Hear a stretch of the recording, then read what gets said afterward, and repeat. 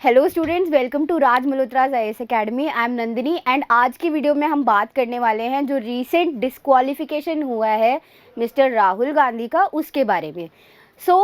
ये जो पॉलिटिक्स का मैटर है that is not of our concern, but जो कॉन्स्टिट्यूशनल प्रोविजंस के अंडर डिस्क्वालिफिकेशन हुआ है, जो लॉ के अंडर डिस्क्वालिफिकेशन हो रहा है, वो हमारे लिए एग्ज़ाम पर्सपेक्टिव से ज़रूरी हो जाता है, वो हमारे लिए जानना ज़रूरी हो जाता है।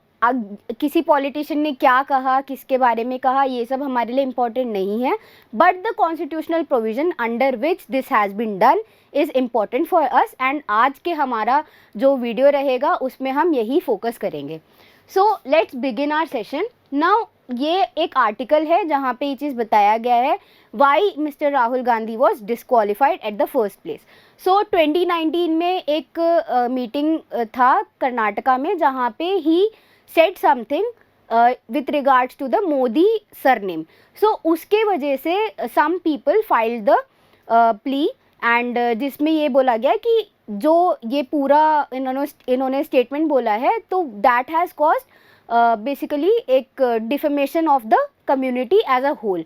So उसके वजह से जो है इनको इस केस में डिस्क्वालीफाई अब कर दिया है। Now this is the official notification जिस फ्रॉम द लोकसभा सेक्रेटरीट, जिससे ये अनाउंस किया गया था कि the person Rahul Gandhi has been disqualified.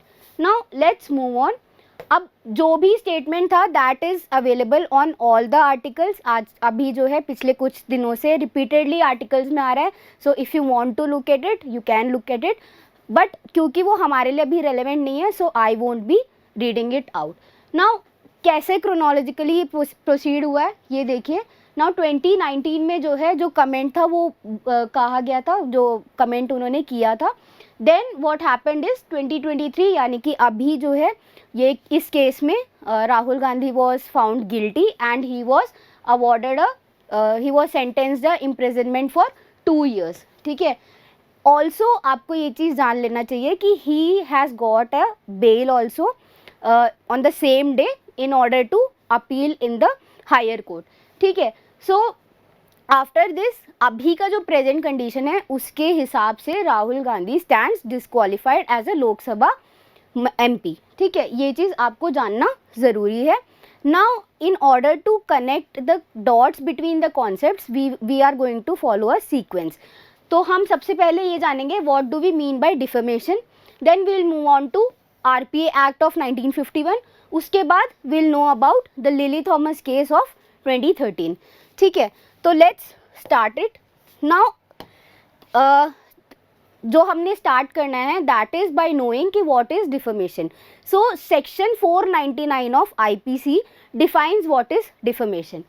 According to it, whoever by words either spoken or intended to be read or by sign or by visible representation makes or publishes any imputation concerning any person intending to harm or knowing or having reason to believe that such imputation will harm the reputation of such person is said except in the cases hereinafter expected to defame that person. यानी कि कुछ भी ऐसा चीज़ कहा गया हो orally या written हो जिससे किसी का रेप्यूटेशन जो है वो हार्म हो सकता है, तो ऐसे केस में हम ये कहते हैं कि उसका डिफेमेशन हुआ है।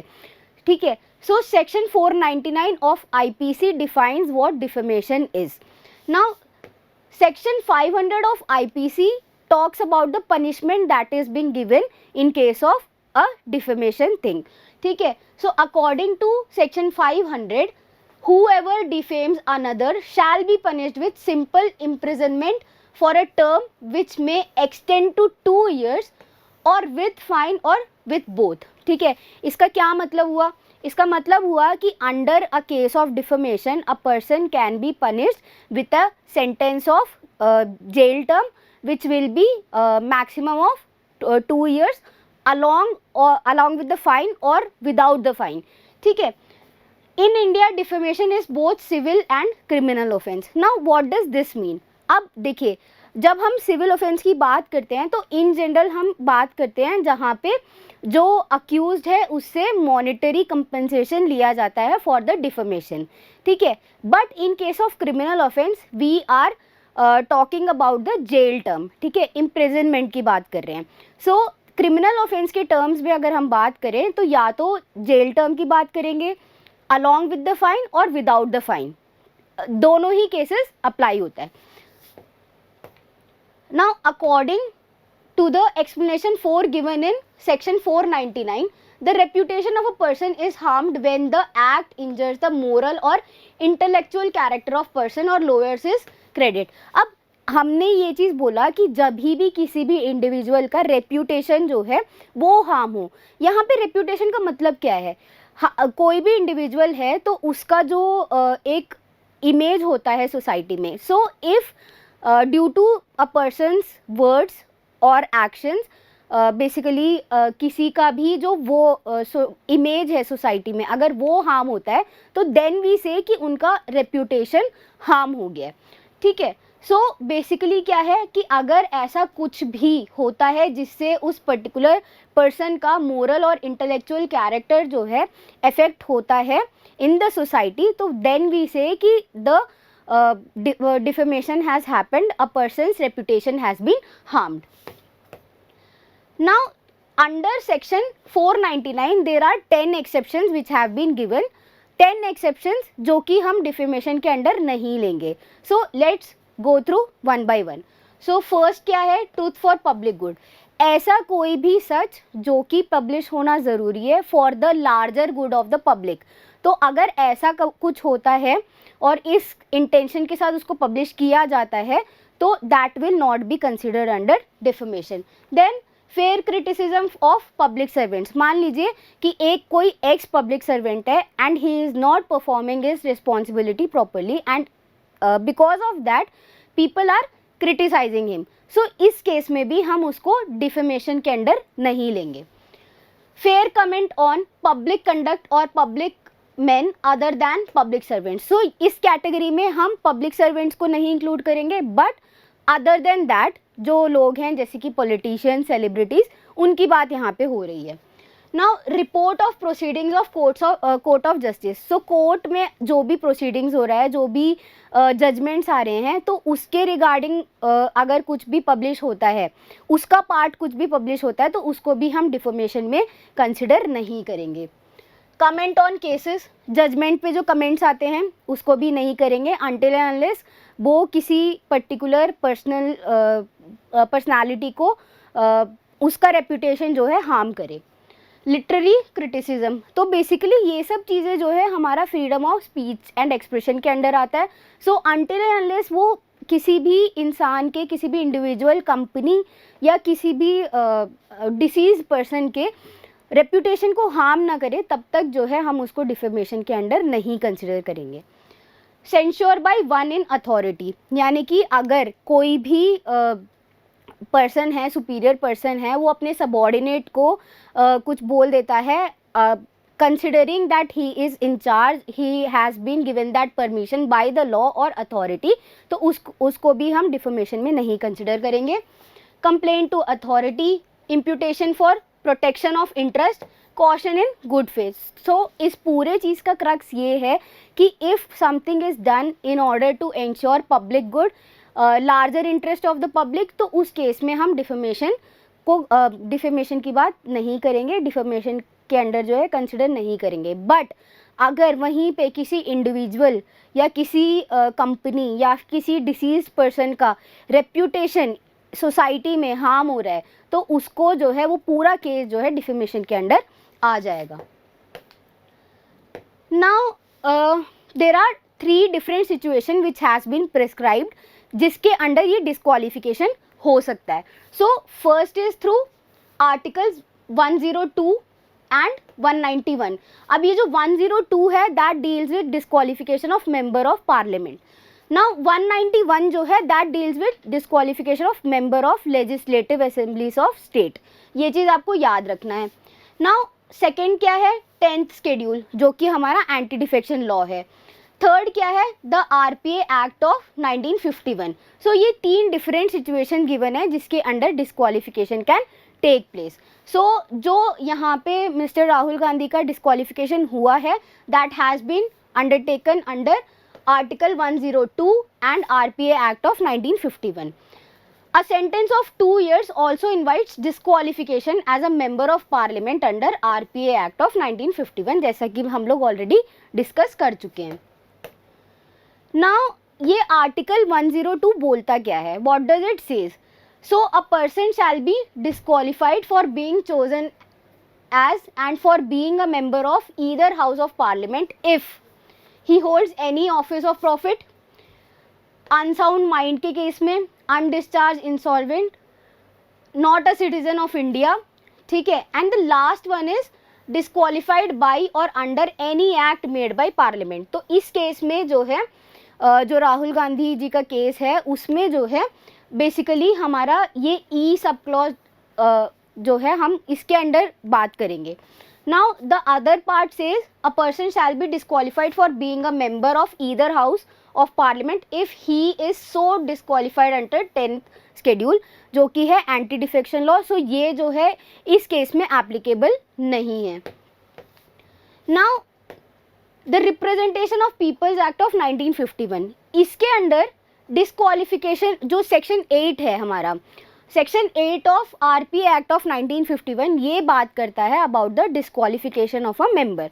नाउ जो ये एक्ट है ये स्पेशली क्यों एनैक्ट किया गया था, सबसे पहले हम ये देख लेते हैं। सो जो भी इलेक्शन प्रोसीजर है उसको रेगुलेट करने के लिए for member of parliament and for member of legislative assemblies of state, उसको रेगुलेट करने के लिए हमने इस एक्ट को इनैक्ट किया था। Now this law was presented by Dr. B.R. Ambedkar, who was then the law minister, ठीक है। Now the disqualification is triggered for conviction under certain offence listed in section 8(1), ठीक है। तो इसका क्या मतलब हुआ कि कुछ जो offences हैं वो जो है mentioned है अंडर सेक्शन 8(1), जिसके अंडर जो है आ जाता है जैसे कि offences like bribery, offences like promoting enmity between 2 groups. So ये सब ऑफेंसेस जो है इसके अंडर लिस्ट हो रखे हैं। सो अगर जब कोई ऐसा करता है then that person can be disqualified. उसके अलावा और क्या ऑफेंसेस हैं, होर्डिंग और प्रॉफिटेरिंग, अडल्ट्रेशन और ऑफ फूड और drugs, and for conviction and sentence of at least 6 months for an offence under any provisions of dowry prohibition act. So ये चीज़ जो है मेंशन हो रखा है किसमें, सेक्शन 8 के under of RPA act of 1951। Now let's move forward and understand section 8(3 क्या कहता है। A person convicted of any offence and sentence to imprisonment for not less than 2 years shall be disqualified from the date of such conviction and shall continue to be disqualified for further period of 6 years since his release. इसका मतलब ये हो गया जैसे for example in this case मान लीजिए कोई भी एक्स पर्सन है, वो उसको एक इम्प्रिजनमेंट मिला है फॉर 2 years, ठीक है। So after this during this time he will not be able to contest any election but also plus 6 years, ठीक है। तो फॉर a period of total 8 years he will not be able to contest election. So it includes the time of the imprisonment as well as 6 years after completion of the sentence. So 8(3 जो है हमें ये बताता है। Then section 8 clause 4 of RPA Act states that the disqualification takes effect only after 3 months have elapsed from the date of conviction. Now यहाँ पे आपको ये चीज़ याद रखना है कि this section this clause was taken away by the Lily Thomas case of 2013। सो उसमें कुछ ऐसा डेवलपमेंट हुआ था जिसके वजह से जो ये क्लॉज है that doesn't stand now within the period the convicted law maker could have filed an appeal against the sentence before higher court।